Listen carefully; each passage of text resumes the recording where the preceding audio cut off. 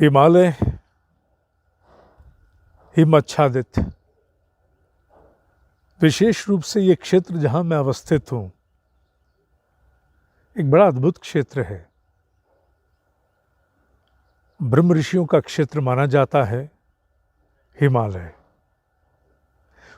और गंगोत्री और केदारनाथ के बीच का क्षेत्र विशेष रूप से उन सूक्ष्मधारी सत्ताओं का एक केंद्र माना जाता है।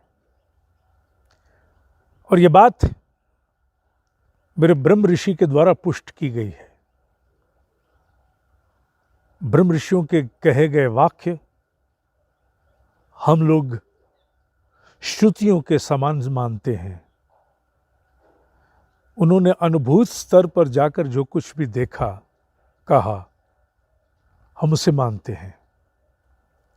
और विशेष रूप से ये क्षेत्र गंगोत्री से केदारनाथ के बीच का जो श्रृंखला आपको दिख रही है, मेरे पीछे दो पहाड़ियां, इधर गंगोत्री इधर केदारनाथ, बीच का जो आर्च क्षेत्र है, यहीं कहीं वो नंदनवन का क्षेत्र है जहां ये सूक्ष्मधारी सत्ताएं अवस्थित हैं।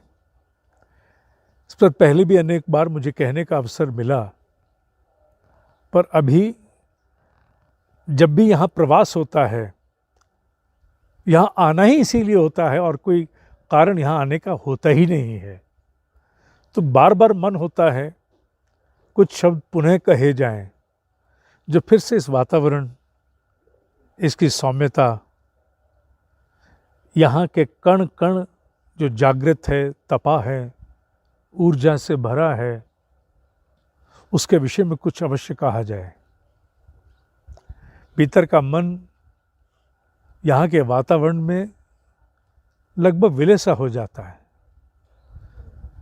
जो अध्यात्म के साथ जुड़ा है, इन बातों पर विश्वास करता है,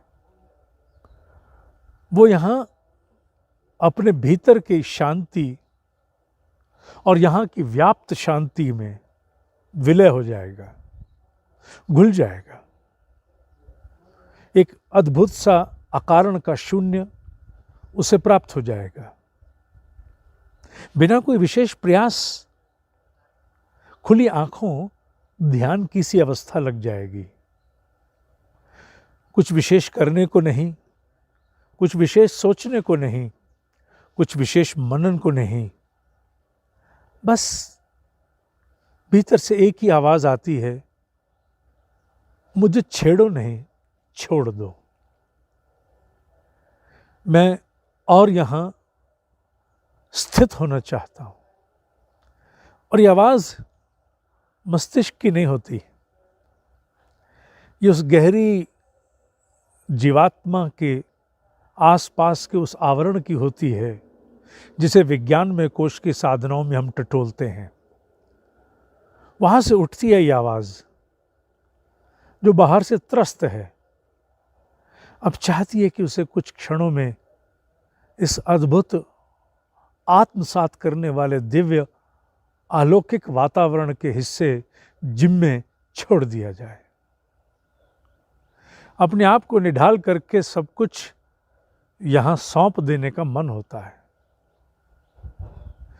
समय कितना यूं ही शून्य अवस्था में अकारण चला गया, कई बार आभास नहीं होता। जैसे ही एकाग्रता टूटती है, खुली आंखों की एकाग्रता, बंद आंखों की आवश्यक नहीं।